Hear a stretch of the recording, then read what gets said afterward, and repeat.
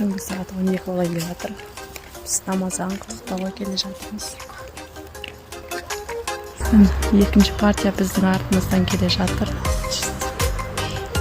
Көшені шумай, ақырын ғана. Машинаның ішінде балалар отыр. Күтпеген жерден қауышып елмен, бұл сенің күнің өмірге келген. Бақытың жансын, лайықты жансың, осы күн есте